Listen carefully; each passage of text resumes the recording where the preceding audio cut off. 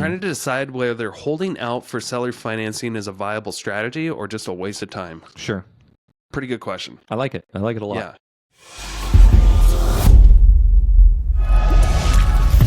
You're checking out the Investor Shed podcast with Nick Beveridge and Jeremy Kitchen. They're on the path to financial freedom, and they're taking their community with them. Stay tuned for the best free real estate investing advice on the internet.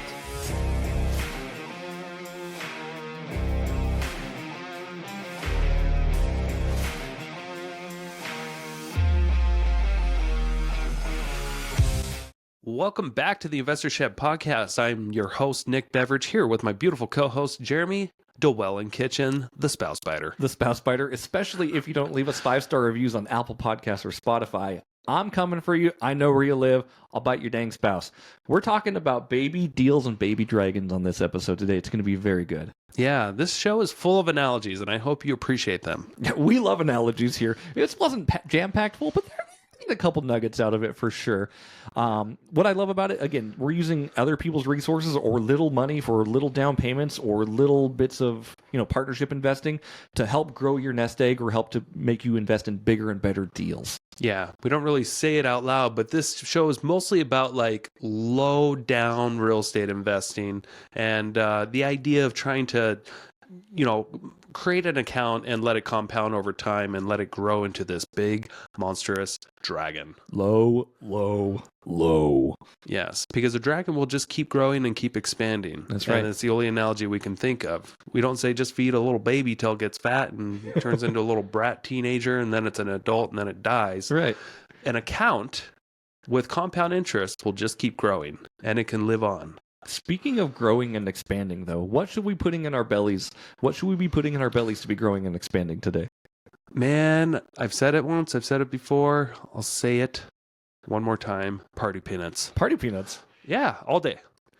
All right, fill up on party peanuts. We want you to get so gorged and so full on party peanuts that you can't stop. And we hopefully this mind bends you into getting us a 5-star review on Apple Podcast too. So get the mind bending peanuts, the party peanuts, and prepare for a party. Man, the calories you get for your dollars are insane. A lot of CPD calories per dollar. Especially if you go to Costco and get the $7.99 big can. Uh-huh. Oh boy. The calories for the dollars, no comparison. Wow. Enjoy, guys. Baby shark, shark, shark, shark, shark, shark, baby shark, shark, shark, shark, shark, shark. Good morning, Jeremy Kitchen. Good morning, Nick Beveridge. How are we doing today? Doing pretty well. Good. Today, we're not talking about baby sharks. We're going to talk about baby deals. Baby deals turning into baby dragons, as you can see by Nick's beautiful artwork here on our artboard. So it's going to be a good episode. We'll see. We'll see about that. We're like 30 seconds in and we're like, we'll see. It's going to be good. We honestly have no idea how this is going to go. So No, I know actually, I can tell. Yeah, when you look at the YouTube analytics, it doesn't go well most of the time. People are usually out pretty quick. That's because we do shit like this at the beginning and we're like, it's not going to go good. And then we set that precedent in their head like, well, I'm going to listen to something that sucks. This is for the diehards out there that want to learn about real estate investing and don't mind if we say the F word here and there. Yeah, fun. Fun. That's the F word. No, today's a really cool episode. Like we said, we're talking about baby deals. We're going to be going into, ways that you can utilize little bits of money or little bits of resources to get into a deal and hopefully make it compound. Oh, yeah. Oh, yeah. We're also going to be answering one question from the audience because that's the kind of audience we have here. We'll ask, hey, who wants to ask the show something, and we'll talk about it. Thanks, Dave. We'll get to you. Yeah, we'll absolutely get to you, Dave. But also don't alienate the audience because, if anybody ever has any questions that wants them answered live on air, please just go ahead and comment on our YouTube. Or you know what? Write down my social security number and commit some fraud, and then I'll call you back based off who gives me fraud. I had fraud on my credit card this week. Oh, no. Sorry to hear about that. Oh, it's okay. Did you get it wrapped up? Yeah. SDC was like, we'll take care of it, buddy. Oh, man. Yeah. Speaking of fraud, let's talk about real estate. Let's do it. So the reason why Jeremy particularly brought this subject up, I thought it was a great idea, wanted to talk about baby deals, is because a large amount of the people listening to this podcast probably hasn't really been in a deal yet, and they want to figure out how can I take some small steps to get on base. And I think that's a good analogy. Yeah. If you've ever watched that movie. Moneyball. he gets on base. They built a team of people that get on base, and then they got to the World Series. Yep. And it's Brad Pitt and Jonah Hill, I think. Not one of the Jonas brothers, but Jonah Hill. Brad Pitt's always like, and what is he good at? And Jonah Hill, he gets on base. He gets on base. They basically just construct this team of people who are good at, not hitting home runs. They're not the most athletic people, but they're just solid. Yeah. Yeah. And what happens over time is you have this compounding effect of getting on base, yet the bases are loaded, and then all of a sudden you get all these, not home runs, but people moving from base to base, and then they hit the home plate, and it counts. Yep. And over time, if you got a bunch of people on a team that are constantly getting on base, they're making a shit ton of money. Yeah. Stupid analogy, but pretty dumb. It works. But that's what we're going to talk about. Just getting into small deals and making returns on your investment and then reinvesting those returns. Right. Taking this little baby dragon, y'all seen Game of Thrones out there. They're kind of, they're cute. They're small. They need a little bit of meat here and there.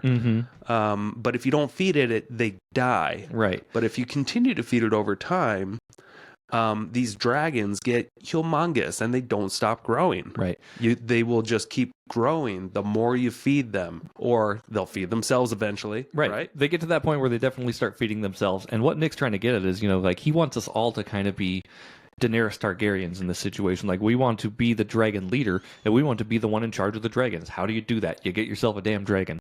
Yeah. You just got to feed a little bit at first. And then, you recycle. Whatever returns that you get, you put it back in. Put it back in. Try to get a day job on the side for your regular income. But anything you make in the real estate investing world, ideally you're constantly reinvesting that money. That way your pot gets bigger and bigger and it keeps expanding. Man, I freaking love compound interest. I know there's tons of ways to make money in the world, but like I love when my money sits and it does a thing and then money just comes back to me. Yeah, without any risk, of course. But that's just another topic. But yeah, I love compound interest, and I'm sure you do too. And this is the best way to get started is just to start. Yeah. Let's kind of break it down though a little bit, Nick. So I've done a handful of real estate deals in my life. You've done far more than me. What's the smallest deal you've ever done? Like, what's the smallest amount of capital you've ever put into a deal? That is a good question. Now, there a couple of things come to mind. I mean, the smallest amount I've ever put into a deal is zero. I was going to say the answer should be zero because I've done it's actually been negative. I remember I've done a few deals where like I show up to the closing table and I walk away with a check. Yeah, that's true. I make money when I buy a property, like literally money. Now that money should be used towards the property. Sure. Which of course it was. Use it on the property. Yeah, I don't commingle. No. Tom Robinson's shaking somewhere right now. Speaking of commingling, let's touch on that subject real quick. If you want to grow a baby dragon, you should start right by being organized and using a separate bank account. Yeah. Or retirement account. Or some LLC that, hey, whatever money this makes, it stays here and it's going to keep getting reinvest. You want to eventually have a plan to draw on that money. Like, hey, so when I turn 55 or 65 or 45, whatever, have some sort of goal. That way you just don't wake up one day and like, I'm going to spend it because I forgot to have a goal. Now I have or I forgot to put a plan in place. Put a plan in place early. I love that. And for what I do, like I look at my bank accounts every single day. I think I've mentioned this before, but like every morning I wake up, I check all my bank accounts. Yeah, you psycho. And I'm like, okay, how can I get this to grow? How can I get my credit cards to go down? It's been working really well for me. Yeah, you track your numbers. Yeah, I track my numbers, and I know exactly what I want to hit. Like I'm almost out of consumer debt as we speak. Yeah, and that's a discipline all in itself, just to kind of know where you stand. Yeah, like do you actually know how much money you spend every month? Do you know how much money you make every month? And do you know exactly where that money's going? Right. Hard for a lot of people to figure out, including myself. Yeah, it's a hard tactic for sure, and it's. Everyone's goals are going to be different, of course, but it's important that you have a goal in mind. Is it to pay off debt? Is it to buy a rental? Is it to partner in deals? Have that goal in mind and really start, chonking away at that goal. Yeah. So why don't we give an example, huh? Mm-hmm. Yeah. So and I'm gonna intertwine this with one of Dave's questions here. He has a few questions, some about new construction, but then he asks about seller financing. So I'm gonna get into that, and we'll tap on the new construction later. Yeah.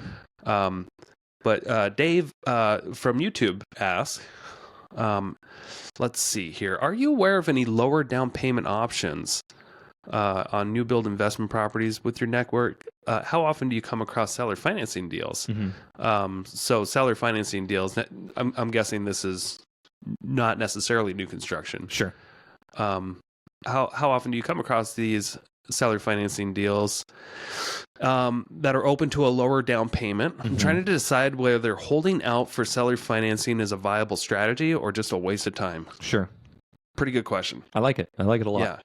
I'll tell you, Dave. I would always keep it as an option, but not as a main strategy because, for instance, me personally, I've been in this business for almost 15 years. And I'm always on the lookout for some sort of seller financing, low down payment options. And I've come across a handful, over 15 years. And I do this every day. I'm always looking at deals. I luckily stumbled upon one a few weeks ago that I closed on last week. It was a house in Hayden. And it's a small 3-bedroom, 2-bath, 3-car garage home. And the seller texted me. And she said, "Hey, I've got this property. I don't want to list it, but if you have a buyer, I'll pay you $5,000 if you bring me somebody. I'm willing to do seller financing for 30 years." All these flashes in your head. I was like, ding, yeah, ding, ding. With $20,000 down. And she wants $435,000 or $439,000 for this house because that's what the assessment value is. It's actually worth a little bit more.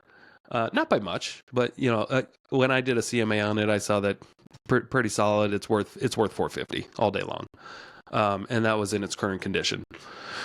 So I immediately, knowing that that doesn't come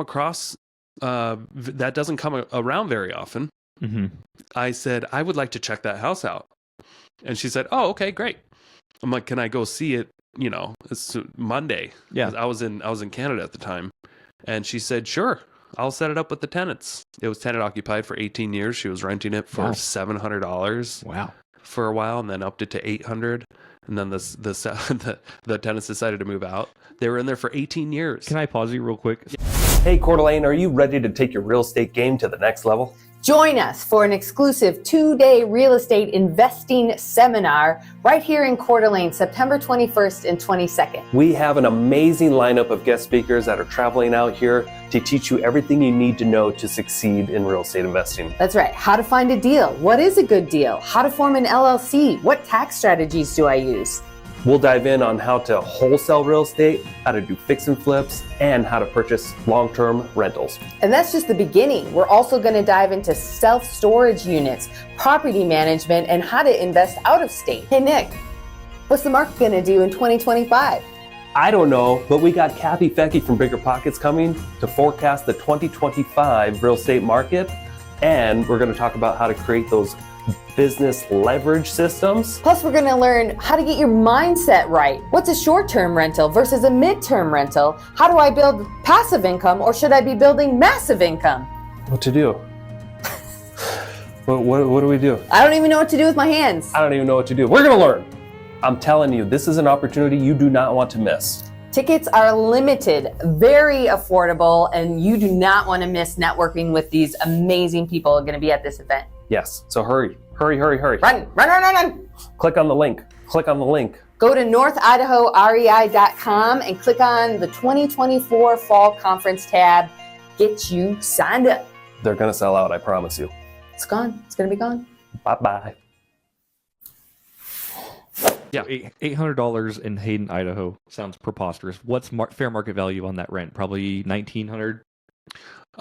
So, I'll tell you what it will be. Okay, yeah. After I'm doing an interior paint job, I'm changing out the countertops, and a couple of bedrooms need new carpet. Okay. All the light fixtures I'm swapping out, and I'm swapping out all like the hardware in the house. Sure. So it's getting a fresh update. The I'm oil, spending oil rub bronze on it? black. Oh, black. Yeah, okay. oil rub bronze going out of style. Oh, going out of style. Okay, good to know. I'm spending about $10,000 in addition to this down payment that I put in, which I'll get into later. Yep. But it should run for at least $2,600. Wow, I was even low. Yeah. Yeah, so it was a third of what it should have been. Wow. But the problem was that this seller was friends with the tenants.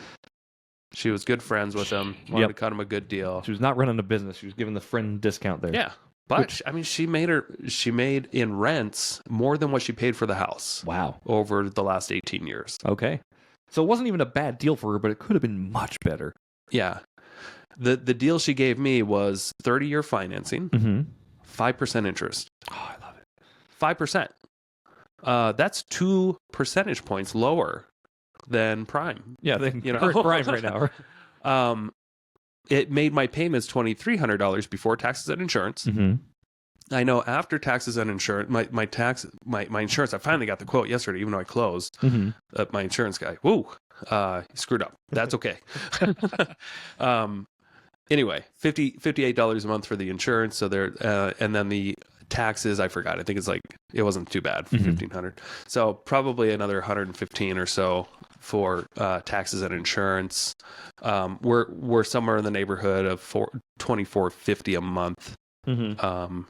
Is my actual cost to hold this house, plus utilities. I'm going to put the utilities on the tenants when I go to rent this out, but I want it to cash flow at least $50 a month. Sure. Yeah. That's my goal. That'd be cool. Okay. And I know if I didn't do the renovation, it would rent for about $2,400.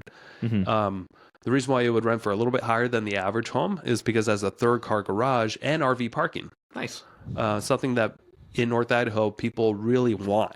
And there's not a lot of rentals that have that available. So people that have the RVs and have the extra stuff can usually afford a little bit more in rent. Sure. So that's the long answer to your question. Yeah, no, I love it. That's great. And to kind of just piggyback off that, of course, the question is, are you seeing any options out there for seller financing with low down payment? Like what Nick said, yes, he comes across them, but Dave, I will almost caution you, don't put all your eggs in this basket unless you're marketing or actively finding this stuff, because these deals they kind of come randomly, and if you're not involved in the business, or if you're not involved in the game, some other investor is just going to take that deal. Yeah. And I got to caution, I do this full time. So, I mean, if you're out there, if you have a full-time job, and if you're just kind of looking at the MLS, what's available, you're never going to see seller financing over 30 years, right. On 5% very, very rarely. You can always make those offers. You can, absolutely. So you can ask a bunch. It does. You're firing in the dark at that point, though. Yeah. Most people on market, they just want to get rid of the property. You're welcome to ask, and you're welcome to ask your agent to see if they would even entertain an offer. But I haven't seen a lot of conversion off of that. Yeah. Now, I got to tell you that what this lady did, she's not completely stupid. She wanted her daughter, when she dies someday, I think she's in her 60s. She knows that this mortgage is going to outlive her potentially, unless I default on it. But instead of her just selling the property for $439,000 on the market, and paying a commission and cashing out, then she's got to reinvest that to get some cash flow out of it. Right.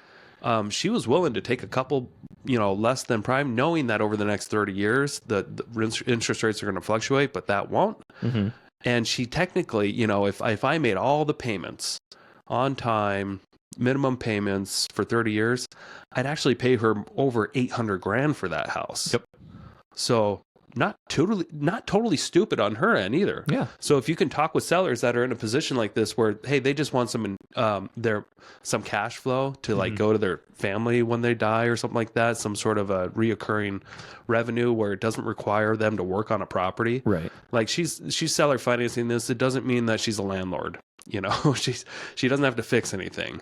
She sold me the property. She just has the first lien on the property. If I go into default, she can get the property back. Yeah. So she's actually in a very secure position, and she didn't have to go reinvest that money. Yeah. Now it's spitting out cash flow for 30 years. Yeah, not too shabby of a deal. Plus, like you said, she's already made more than she's paid for the house on the rent in the last 18 years.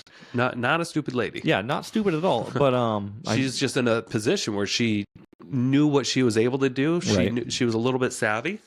And she probably knew in her mind that she can charge somebody 7%, but it probably wouldn't last. Right. And she just wanted this on autopilot for 30 years. Yeah. And I like that a lot. And like what Nick said, you know, like he's in this business every single day. Like these opportunities, they do come to him. If you really want these properties, the best thing I can do is tell you to go door knock and go talk to sellers directly. Because what's going to happen is the wholesalers and the funnel of all this stuff, right? Like the wholesalers are going to be talking to these people. These people are not going to give a wholesale deal like that away. They're just going to keep it at that price. Most likely, right? Yeah. But it does happen every now and then. Yeah. But, you know, just like these people are getting in front of sellers. So they are the first line of defense. And if a good deal usually comes across their plate, they're going to try to do everything they can to put it in their name. Yeah. Now, this doesn't mean you should give up. Right, absolutely. This means that you should do whatever you can, though, to capture as many of those opportunities as you can. And a good idea, Dave, maybe we can talk. Yeah. Send me your email, and what I can do is I can set up a feature on the MLS where anytime some sort of seller financing opportunity comes up, you'd automatically get notified of that listing. Because I can set it up in the MLS, put you on an auto search that just anytime an agent inputs their listing and then when it says terms considered, you know, if they check the box that, I talked to my seller, he's willing to do seller financing. If they check that box, then you can we can set it up on our end to where anytime there's any house or land or business opportunity that has seller financing, you just get notified immediately at the same time I would when that property goes on the market. Yeah. And then we can inquire about how much do they want down and all that stuff. And so do what you can to get those opportunities in front of you by at least starting with that. Right. And like even like this deal, like if we were going to break this deal down, Nick, like I know Dave mentioned that he'd be fine on some like kind of neutral cash flow. This one's almost a neutral cash flow free for a while, right? Yeah. And what's the benefit of that for you? Long-term wealth. Long-term wealth. So this is a baby deal, right? This is long-term wealth. It is it's a $400,000 house, but really it's a $25,000 investment, right? On a property that you would normally need $120,000 or so plus down plus renovation. Yeah, if you were to buy that conventionally, it's a $400,000 property, right? So you're going to need 25-30% down on that. Yeah, you need $100,000. Yep, $100,000 with closing costs. Plus fees. Yep. So instead of 100, you're at 25 with your investment to do the carpet and light fixtures and everything like that. And even with that, with today's interest rates, it actually wouldn't cash flow. No, it wouldn't. So that's why I'm not buying up deals like that. I also just don't have a couple $100,000 to just burn and throw into deals that don't cash flow. Right. And I will say, obviously, like it depends on everyone's risk level on this, but like what Dave said, like a lower down payment, like a lot of people want that, of course. Lower down payment typically means higher payment because you have less equity in the deal. So that's just something to consider, right? Make sure you're running your numbers and again, try to really reverse engineer this dragon and be like, okay, this is what I think I can afford. This is how much I'd like cash flow at the end of the day. Really start getting those numbers in check. Like what kind of house are you looking for? And maybe go talk to some wholesalers too and talk to Nick and get on his list. Wholesalers, they do send out deals that say seller financing every now and then. I haven't seen anything that's been a gold, like a home run, if that makes sense. I've seen a lot of like, this could work, but it's really situational. Yeah. And Dave, it sounds like you're pretty interested in new construction, which I totally agree with you. I think I also believe that's, if you want to get into a low down position with new construction, here's what I'd recommend too. Go out there and go on a land hunt search. Try to find something in a county that you prefer, probably Kootenai, Shoshone, Bonner, whatever. Try to find some land that you can get into as cheap as you can. That's not retail, like $100,000 or less with utilities. And they're out there. There's so much land. It's not on the market, but if you can just start targeting sellers and just trying to pick up a lot somewhere, a buildable lot that hasn't been built on, and if someone's willing to, sell it to you cheaply, I know a great builder who will charge you 15% above build costs. And what you can try to do is you can try to do like a hard money loan where you bring in that builder and you get the land. Maybe you go and partner with somebody or get the money initially to fund the land. Yeah. If you can figure out how to get some land free and clear, and then you put that up as collateral for a hard money loan, then and then you work with a builder that can build at 15% above cost instead of where a lot of these builders, they're charging probably 40% above their cost when they're putting it out there on the retail market. But if you can work with somebody who's like, oh, this is already sold, I just have to build, I don't have to worry about trying to buy land or sell it. Right. Builders are willing, and I know one in particular, to take a lot less when they don't have to be the investor. Yeah. When they can just be the contractor. So you marry those two, and then you refinance with a DSCR loan, and that's when you can potentially come in with way less than 25% down. Yeah. On a new construction property. Yeah. You do the burr. Right. Yeah. I think that's a good idea. And I know you're talking about the DSCR loans now too. Like you're trying to stay out of that 25 to 30% down on an investment project, and I get it. I absolutely get it. Just utilize your resources. If you have other investment properties, like maybe see if you have high equity or a paid off investment property, see if a hard money lender or some other lender can, refinance that, get you some cash, maybe on a short-term note, at least get you in the property and get you going. But that's another topic for another episode, I think. Yeah, sure. But yeah, DSCR, I mean, their great rates are going to be probably like 2 to 3 points above prime right now. So they're probably about 10. And at that point, it's basically the same as a hard money loan. So, just pick your battles there for sure. Other than that, you could do, FHA and then convert it into an investment property, but that it requires you to live in the property, of course. And just there's a lot of ways you can get creative, and partnerships are a great way to do that as well. Yeah. Yeah, there's so many options. There's so many options it'll drive you mad. So that's why you just have to kind of be aware of all the options, and then you look at each deal and select which one makes the most sense for that deal. Yeah. You can kind of put these deals in little compartments and be like, okay, this would work as a seller finance, or oh, this one would work if I just put this down, or this one would work if I had a 50-50 partnership. And just do a little bit of due diligence. And like I said, talk to Nick, get on one of his searches and see what happens. Yeah. Yeah. Okay, so let's get back into baby dragons. How do you create a baby dragon, and then how do you start feeding it? Ooh, how do you create a baby dragon? I think I'll tell you what I did. Let's do it. Can I interrupt you? Please do.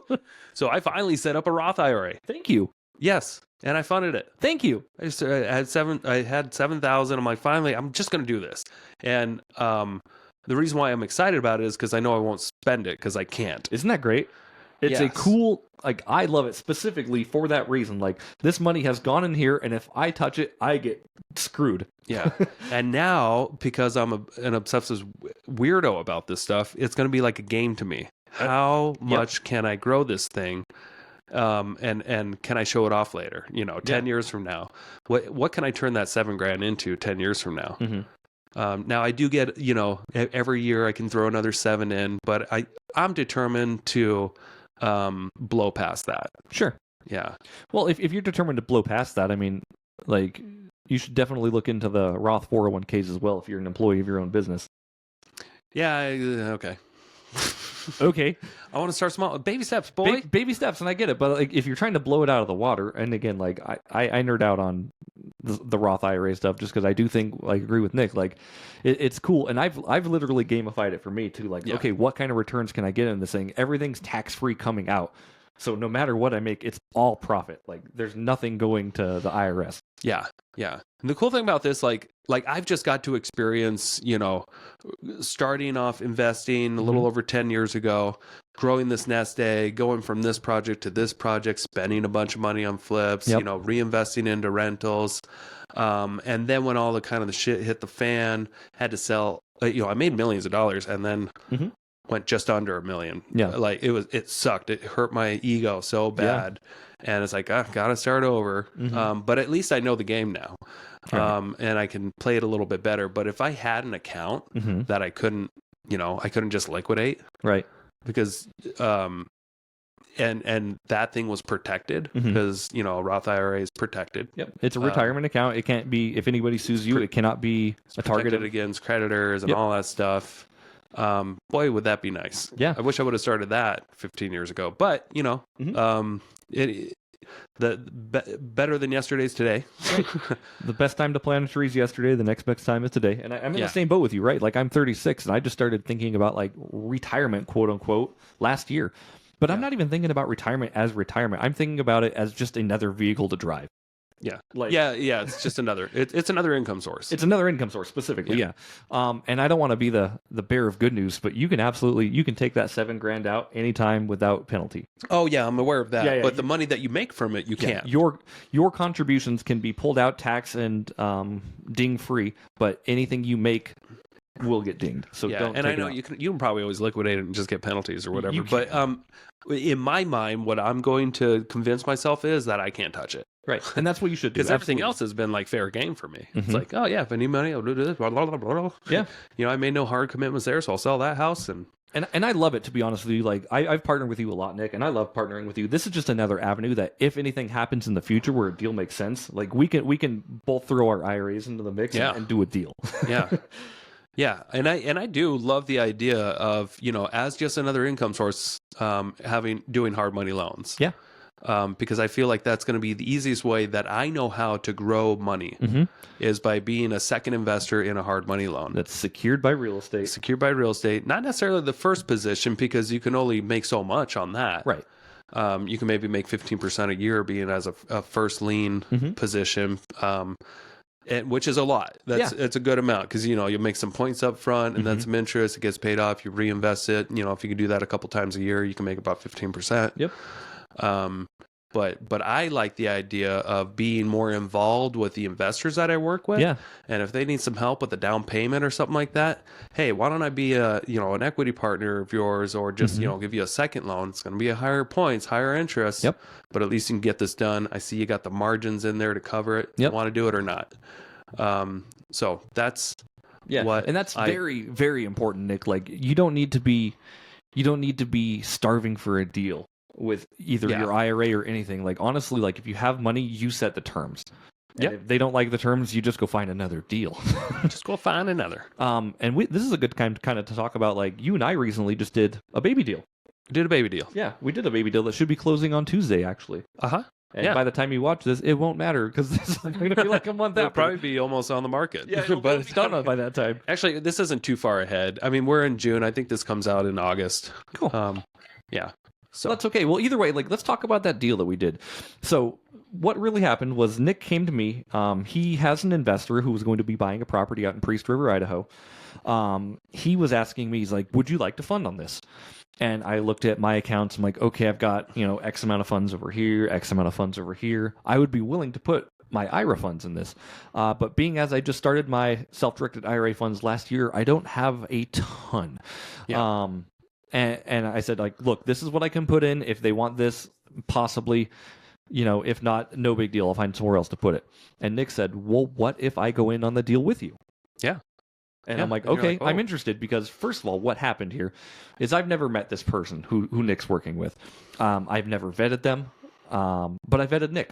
And I vetted the deal. I vet the deal itself. So the deal has meat on it, and that's what was important. And it's secured twice over. Secured it's got twice cross over. Collateral, and we're also going to be a second position on this the property that they're buying at a discount. Yep. So really, what I did is my deal, and this is again one of the baby dragons that I'm trying to slay here, is I lent Nick $13,000 out of my directed IRA. Now hold on, we're not trying to slay baby dragons. We're trying to grow. We're baby trying dragons. to feed baby dragons. We're trying to feed this now thing. Jordan Peterson, he's the slayer. Okay, and this is like problems in your life. If you avoid them, they're like baby dragons. Eventually, they grow bigger and bigger until they're really hard to kill. But you want to solve these problems early in life by killing them, right? And that's like like retirement accounts and stuff. You can solve that early by killing it and never funding it. Yeah.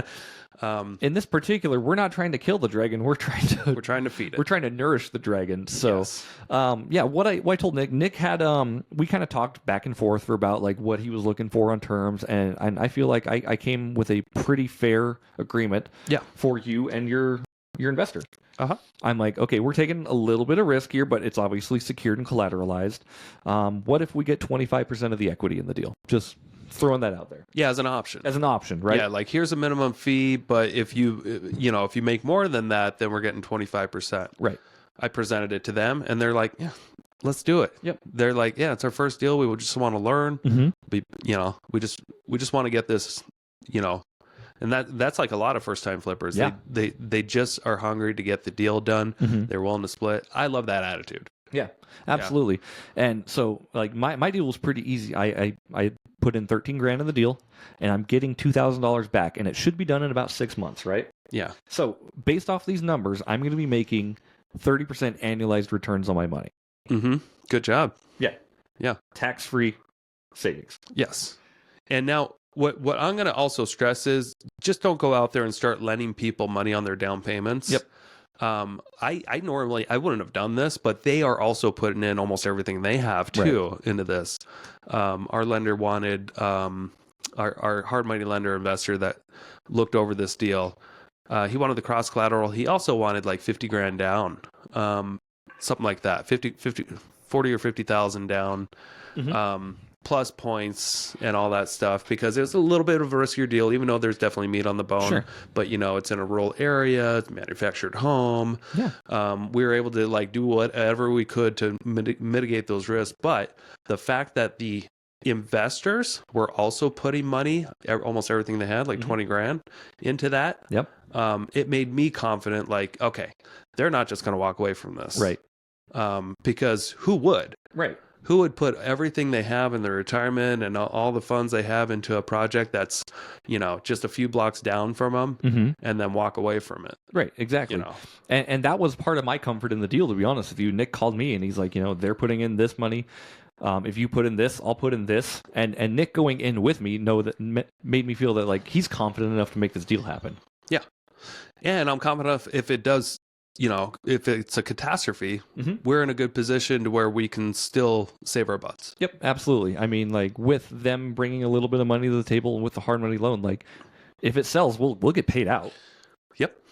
And, again, this was just a baby deal. Like this was something that I invested a small amount of cash into. And I'm getting, it's a small return, but it's like, it's big in according to what the account is. Exactly. Yeah. Yep. And the key with this basically is I'm trying to keep that money moving. So as soon as I get paid back from an investment, the money, I don't get paid when it sits. Yeah. So as this account grows, I'm going to have more and more options to do more and more deals at once. So I don't have to just put all my eggs literally in one basket. I can put 20 grand here. I can put 50 grand here. I can do all these things and have a whole bunch of moving cogs. And again, this particular account is just a vehicle in order to do that. Exactly. Very well said. Thank you. Man, you're so good. I'm all right. I'm all right. But yeah, the point of this obviously is like it's baby deals, right? So like $13,000, a lot of people would scoff at. Like, oh, you can't make money off that. And yeah, you really can't, but you got to start somewhere. Oh, you can. You did it. You can, yeah. You remember how much money you made off like $2,700? Yeah, I do. That one deal? Yeah. That's a good point. We should talk about that. Was a baby quick. deal. Yeah, sure. Yeah, we bought this house in, and we've talked about it before on this podcast, so I apologize if this is like the third time you've heard of it. Or fifth. But there's this property in Post Falls that we went in on with another investor that was being purchased for $100,000. It was being purchased way below market value. Oh, yeah. And we didn't really need to put a lot of money into it. We weren't exactly sure how much because we had to convert it to real property. Right. But we're figuring, that the house itself only needs like a couple $1,000s worth of work. Maybe it's mostly just like clean it out. It doesn't really need any, like we could put a lot into it, but the plan was to just like convert it to real property, just clean the trash out, make it clean. Really. Yeah. Put up there's a small bit of beadboard in the kitchen that like it was missing a little wall, and I got that done in an afternoon. Yeah. But it didn't need a whole lot of actual money. But so Josh brought it to me, and we had a deal. Okay. 50-50 between Josh and I. Josh, you brought the deal to me, and you're going to convert this to real property. That's your job. You've done it before. You know what to do. You know the contacts. You know what engineer to use. Yep. You know what to do at the DMV. Blah blah blah blah. He's like, all right, I got that. And then I needed to come up with, how are we going to fund this, and what are we going to do to the property, and how much are we going to sell it for? I'm going to sell it, all that stuff. At the time, I didn't have a nest egg. I was going through deal hell. Yeah. And deal after deal. You were doing a lot of deals at that point. And I was way over budget on everything. I just did not have any extra funds to put into this. So I brought on Jeremy. I'm like, hey, Jeremy, you want to invest some money in this? I'll give you a 10% equity stake in the property out of my 50. And the numbers look pretty good on this, man. You could make quite a bit in returns, and all we need is up to 10 grand. And you were smart. You're like, I'm going to cap it at 10 grand. Yeah. Do you remember that? I do, and I try to do that on a lot of my deals, especially if I'm lending. I'm a lending partner in the deal. That way, like, I know my risk and I know where my risk is capped. A lot of times, investors will need more capital, and you make it work when it needs to happen. But like, I like to put my foot down sometimes. Like, okay, if you think it's 10, put your money where your mouth is. Yeah. So on that property, we got lucky. It didn't need that much money. Usually I always go over by a bunch. Right. And that's why I wanted Jeremy there. Is like, Jeremy's my insurance guy, basically. Yeah. He's the insurance. Like, hey, if we end up needing more money, I just don't have it. It's going to suck. Yeah. There's only so many credit cards I have. Right. But at that point, I said, we had an insurance policy with Jeremy. Hey, we've got up to 10 grand to spend on this property if we need to. Yeah. Even though it's probably only going to cost, 5 grand or so. And we're even half of that. I think I even put in the terms, like, if you guys need more money, I do need to do like a different equity split. Like we need to renegotiate the contract at that point. Like, I was willing to put in more for more. Yeah. So we did a joint venture agreement, and instead of we've learned over time that it could be looked at as a syndication if you have somebody that's simply just putting in money into your deal and not doing anything else and expecting a return. Maybe you're wrong about that, but that's what we heard. So in our joint venture agreement, Jeremy's also doing a little bit of activities. He was going to help just trash out the property. Pretty simple. Spend a day or two getting some trash out. You did more than that. I did. You came back and helped out with other little things. We put some peel and stick tile on the floors and just kind of made it FHA ready. Try to under-promise, over-deliver on mine. Yeah. But you ended up, you took that $2,700 and you turned it into 13. You made a $13,000 profit. $13,000 return. And what I loved about this property, like, I funded this with my HELOC. So for anybody listening, like, that was not my money. Yeah. That's an infinite return on the bank's money. Yeah. So you used other sources. You leveraged out. I leveraged out my $10,000 basically. Yeah. Nice. I took a $2,000, $2,700 loan from my HELOC and got paid back total, $15,000, including what I put in and what I won. Arbitrage, baby. Arbitrage HELOCs. No, it was great. And again, like, when I did this, I'm like, yeah, we'll go up to 10,000. But what I'm going to do, I'm not just going to give you the 10,000. Send me the invoices of what you need, and I'll just pay those. Okay, that's good. Yeah, that's what we did on that deal. Yep. And that's why it only ended up being like $2,700. Baby deals, baby. Baby deals, baby. You grew into a teenager there. That one, he grew into a teenager for sure. Which, it all got funded back into other deals, of course. I don't know what happened to most of that stuff. Hey, quick commercial break here. Thank you so much for listening to this podcast. I really do appreciate it. If you want to give back, let me help you buy a house, or I can help you sell a house. It's the only way I make money when I'm not investing in real estate. I don't make money on this podcast or the events I do, but I do make money only when I help people buy and sell houses. So if you're looking for your next investment and you're here in North Idaho, I want to help you personally. If you are not in North Idaho, I can still help you out. I have a vast network of referral partners all across the country in Keller Williams Realty, and I can find the right real estate investor savvy agent for you so you don't have to. It doesn't cost you a thing. Thank you for your support. Back to the show. But the bank account where we have our blooming cactus, like, that's grown a lot, and that has a lot of money just sitting in it right now too. I'm like, I'm pretty liquid. That feels really good. Yeah, it feels good and bad. And there was another deal you were part of out in Priest River, where you also I think you were capped at 25,000. Yep, something like that. So that's a pretty low amount in the real estate world when you're investing in properties. In North Idaho. Jeremy was willing to be a partner at 25% for 25 grand. And I think you were capped at that, right? Yep. Yeah. And then how much did you make back on that? That one, I think we made like 16. You made 16? Yeah, something like that. So what kind of return is that? Depends on how long we had the deal. I think it was like 8 or 9 months, right? Let's see. So That it is was like 41 total. 16 divided by 25. 64% return? Does that make sense? Yeah. 64% return. 64% return. Mm-hmm. How many years did it take for you to get that? 9 months. Wow. Baby deals, boy. Baby deals. And my strategy on this stuff 64% return. How, do you do that in the stock market all the time? all the time. Now, was that a safe investment or was that risky as shit? It was mostly safe. Mostly safe. Mostly safe. I mean, obviously, like anytime you're investing in real estate and partnerships, like you're at the mercy of almost your partner. And Nick is obviously a good operating partner, so I knew my money was good. I know he wouldn't get into a deal if it didn't make sense. And this is all stuff that when you're putting money in or you're partnering, you analyze the deal. Okay, this is what we're buying it for. This is what the renovation needed. This is what it should sell for. And a guy like Nick has his pulse on the market, which is really nice. I'm always grasping at the market. He's always squeezing the market, Squeezing it for everything it's worth. We're gonna milk the market jugs here. Yeah. No, but like Nick knew the market, right? So he's obviously been a real estate agent for 2 months or something like that. It's 3. 3 months. No, he just ran comps in the areas and he showed me the comps. Like, okay, this is what they're selling for. Similar properties. So even if you put 25,000 and we like don't sell it for like, you're gonna break even easily. Hell yeah. Yeah, we've never lost money on a deal together. No, really shouldn't. Yeah, we spent more money than we should on deals together. Yep. But that's okay.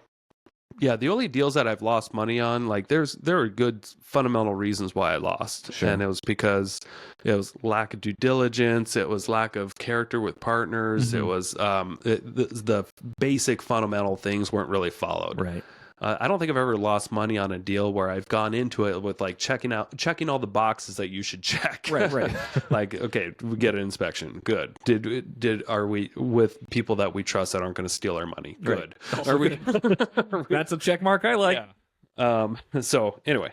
Yeah, and I mean, like these are all you hear these deals and you're like, okay, he made 16,000, big deal. He made $2,000, big deal. But look, with the amount of money you put in, though, like we're talking about growing a baby dragon. Right. And same thing with that Priest River deal. Like that was all money for my HELOC. So that 16 grand again was an infinite return.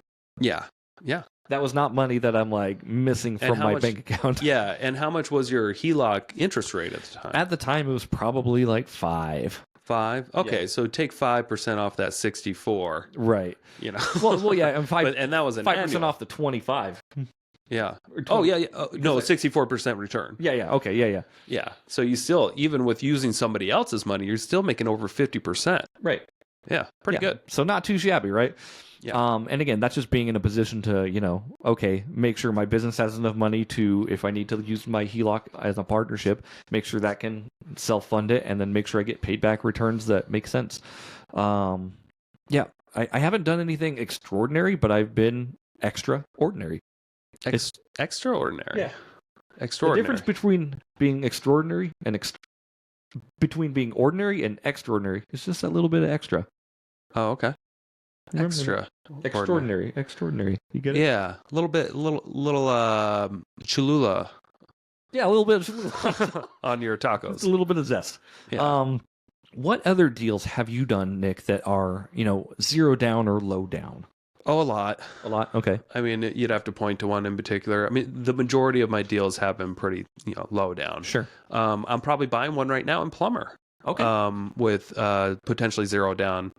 And this is a deal. And again, I mean, it's because I'm in the business and I'm in this full time. It might be hard for other people to get a deal like this, but they're out there. I'm buying a property for 175. 170 actually. Okay. That had an appraisal recently last year for 300 grand, and it's in better condition than it was last year. And when I purchase it, I'm getting all hard money. Mm-hmm. So baby deal here with the amount of money I'm putting into it. I'm using a baby rental that I have that I got with baby money as cross collateral. I love it. I have a rental that I've had for a few years. And I use just a little bit of money to get into that deal. We could talk about that another deal, or we can talk about it today too, Sure, if we have time. Yeah. But first, let me finish the Plumber deal. I'm using that as my skin in the game. Mhm. I already have a loan against it, but there's $100,000 of equity. Okay. If I were to fail on this property I'm buying at a big discount, if the lender doesn't make themselves fully whole, they still have the rights to make me maybe sell that other property. They can foreclose and make you force the sale of the other property. So Right. Now, is that ever going to happen? I mean, the market would have to take such a big nosedive, and I'd have to be so irresponsible. Right. I was going to say, in order for that to happen, like, you'd have to, like, not ask for extra help from every other, like... Yeah, you could I would have contact me to... and be like, Jeremy, can you help with this? And I'd have to just, like, abandon my family and leave town for a couple of years to actually lose money on this. Right. So, probably not going to do that. Okay, perfect. Probably not going to abandon my family or move out of the area and just let a deal hang out. That's a good way to lose money, by the way. Oh, yeah. So anyway, I might have to go to closing with $1,500. Cool. So I can turn that 1,500 into about 60 grand. Nice. And I'm not going to the property to physically work on it. I might, but I have other people in place that I'm going to be making a lot of phone calls. Right. This is active income, but it's baby money, Mhm. and we're going to grow that dragon. I might use this Roth IRA as if I need. We'll see. We'll see if I can. Okay. I don't know how involved I can be with it at that point. Maybe I can't. I'll say we'll talk after, so we're not being it on air and getting you in legal trouble. But I'll tell you what maybe you can and can't. Maybe do. there's ways around this where I don't have to actually be involved whatsoever. And Basically, I can still have my Roth IRA fund the little bit amount of money that's needed, and maybe it makes some good returns. Now, what you'd have to do, and just being very like cut and dry with this, is what you'd have to do is you can take a manager position in your Roth IRA, Okay. so you can do admin and clerical work. Admin and clerical work. Now, what that means is you can call contractors, you can pay bills. Okay. You can set things up for the property. You can set up a property manager, but you cannot actively go work on the property. Don't have to. Good. That's perfect. Yeah. Okay. You cannot do that, so you can't put any sweat equity into the deal. And I'm not a tax or legal professional here, but like how they would know is beyond me unless you got injured on the job site or something like that. Yeah. I'm not telling you to commit fraud by any means. Just like, okay. If you need to just be making phone calls or setting things up, you are allowed to manage the property. Mm-hmm. Okay. Good to know. Yeah. And then I should be buying this in my my IRA LLC, right? And it depends. So I guess it would depend on how much money you actually need. I'm going to get a loan for almost everything. Okay. Cool. I might just have to come to the table with a couple $1,000, which my Roth IRA has 7,000 because Okay. I got to do my contribution, whatever. Contribution. Yeah. Okay. So Contribution and for here's 2024. where it gets weird, right? So on your Roth that has $7,000 in it, you could absolutely do this. So your Roth would need to be on title. Yep. So Totally doable. FBO Nicholas So Beveridge. I made the contract assignable. Okay, perfect. And if so, is it you were under contract right now? Another, not me personally, Okay. but an LLC that I own that's owned by my trust. Eventually, I'm the trustee. Sure. Just make sure you don't get into a commingling thing here where you're taking a commission for assigning the property to yourself. Oh, that's a good idea. No, Yes. I'm not. Okay, so that's specifically on that last deal we did. Why I didn't take a Okay. hard money point or anything like that, because I'd be commingling at that point. Interesting. Yeah. So just make sure. I'm glad you know a lot about this. You can walk me through it. Yeah, I absolutely. probably should still get advice from an attorney. You but really should, but I can give you the base step on it. If you need more money, like if you need more than $7,000, before you start, you should start an IRA or a multi-member IRA LLC with you personally and your IRA. Okay. Yeah, so my attorney, the wealth attorney people, they're setting up that LLC for me right now. Mhm. I don't know if they'll be able to set it up before we close on this property. So Hopefully they're can. setting up the LLC just for your IRA. Yeah. Right. Yeah, so I need another LLC? You would potentially need a multi-member IRA LLC. And Okay. that's if you need to bring any personal money into the deal. Yeah, I don't think I need to. Okay, then you're set. Yeah. Just make sure that you have enough money to cover all operating expenses. If you need to make hard money payments, they need to be coming out of that Roth IRA too. Yeah, the loan I'm getting, the payments are going to be built into the loan for the first 6 months. Okay, and then what happens if it goes longer than 6? Well, then I default. Okay. I'm just making sure. No, you got your ducks in a row, that's a right? good idea. Yeah. Well, I mean, ideally, maybe we can use some of that renovation fund, or I would just renegotiate with the lender. Just let them know what I'm doing. Hey, I'm trying to get all this done for less than $7,000. Sure. Using this LLC, can you help make sure that I do this as long as I stay on budget? Yeah. And try to sell it quick enough. Yeah. I think my lender knows me well enough to work something like that out. Sure. Yeah, you've got pretty good pull strings with your lenders for sure. And that just kind of comes from experience, everybody. Like Nick's done a ton of deals. His lenders trust him. He trusts his lenders, and he creates a almost symbiotic relationship with it. And that's because I refer them out constantly. Right. I mean, if you want people to trust you and work with you more, just refer them out. If they have Send a them business, business, yeah. send them business. I send a lot of people business, and that's why I have a lot of friends. That's true. Yeah. But we'll go into more detail after the show. Okay, Like cool. what you need to be doing on that. So Yeah, thank you. yeah. But just looking at the basic numbers on this, you're buying it for 170. Yeah, buy it for 170. It needs about $52,000 in work so far that I can come. I'm waiting for a couple more bids back to see if I can bring that down a little bit Okay.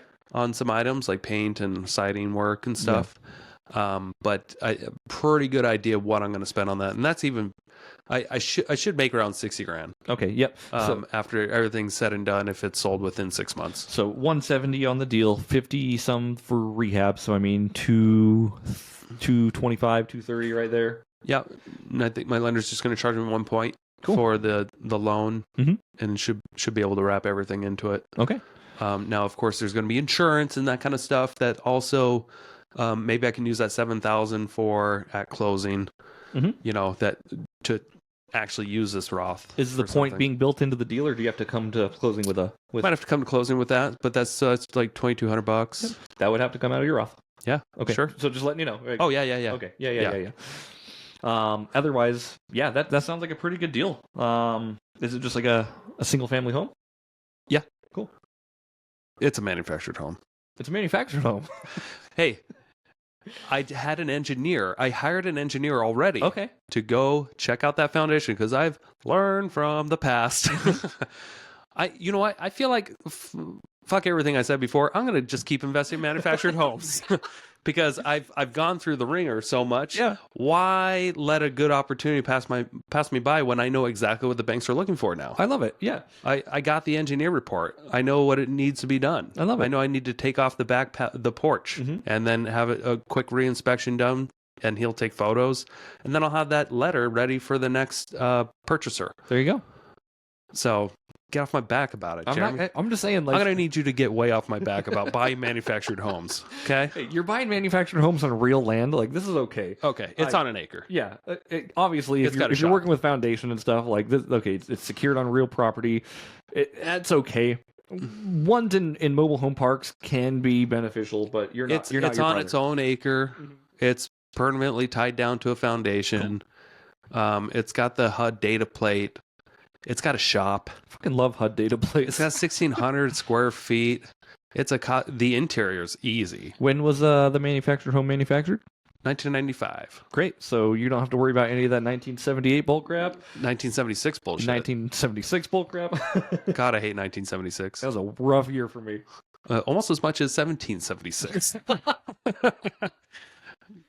Gosh, do I miss when the British, controlled us? Yeah, that was a rough year for a lot of us. Rough year.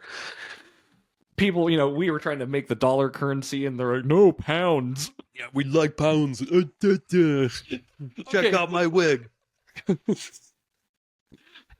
Clearly, Nick lived through the Revolutionary War. Knows exactly what happened. This is great.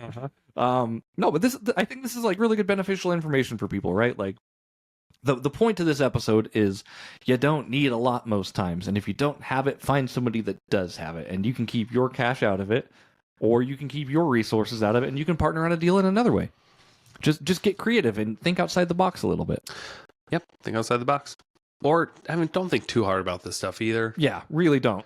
Network with real estate investors at the least. Tell them how much money you have that you'd like to invest, and tell them your goals. Yeah. And see if you can help them with their goals with your goals. I love that. And to be honest with you, just go talk to people. Because what's going to happen is, you're going to talk to somebody, and that person's going to know somebody who knows somebody, and they're going to make a connection to you, and you could possibly get a deal done. Yeah. And you might be thinking to yourself, easy for you to say, you're surrounded by real estate people all the time. I am not. What do I do? Well, I'm going to recommend you start going to networking events. Yeah. And you might want to show up to the fall conference too, the 2-day September 21st and September 22nd. A little pluggy plug in there. Coeur I like d'Alene, okay. where you can network your ass off with over 100 real estate investors and other people in the area, hard money lenders, and you can hear from the best speakers on real estate in the country. Is that your slogan for the event? Network your ass off? That's a good one. That's pretty good. Yeah. Come and network your ass off. I love it. I mean, that's what this game is all about. Yeah. Your network is your net worth. Yep. You can't do it alone. Nobody's ever done it alone. Yeah, definitely utilize your network and other people's networks. Like, I've seen people post on Facebook like, hey, I'm looking for a contractor for this. And everyone spits out like 10 different contractors. And I'm like, well, I'll be damned. Where do I start? Yeah. Cool. I guess I just start making phone calls. And just starting is the key there for sure. Yep. Any final thoughts on this one, Nick? I think let's not overcomplicate this, guys. Yeah. Go determine how much money you want to grow. Put that in a separate bank account. Maybe set up an LLC. We just talked on our last episode, if you haven't caught that, on asset protection and estate planning. I think that's an awesome episode if you want to figure out how do you start those that entity or start a separate account. I think you should check that out first if you don't know where to start. Right. Or go to a better podcast. I mean, there's better podcasts out there on this stuff, but I don't think we did too bad of a job. I think we do great, Nick. Give us some credit. We show up here every single week, and we do the best we can, and we have people who enjoy us. And thank you so much for enjoying us. If you are one of those people who's enjoying us, make sure you go to Spotify or Apple Podcasts. Leave us a 5-star review. 0-star reviews will not be tolerated. He will bite your fucking spouse right in the knee. I want to start doing the podcast episodes like, welcome to the Investor Shed podcast, where if you don't give us 5 stars, I bite your spouse. I'm Jeremy Kitchen. He does. But yeah. And definitely share it. Be like, we want to be like Ed Milet and just share the episode. We just love it so much. Oh, Ed. Oh, Ed. Yeah. Oh my God. What you just said right there about the knee. Oh. No, but we seriously love you all. Thank you all so much for joining us on the Investor Shed podcast, and we'll be back next week. See you guys. Thank you so much for checking out the Investor Shed podcast. If you enjoyed your time, make sure to leave a 5-star rating and review on Apple Podcasts and Spotify. Follow along on YouTube, TikTok, and Instagram at The Investor Shed for shorts and promos about each episode. Do you want to be a guest or know someone who has great real estate investing advice and stories? Reach out to us at theinvestorshed@gmail.com.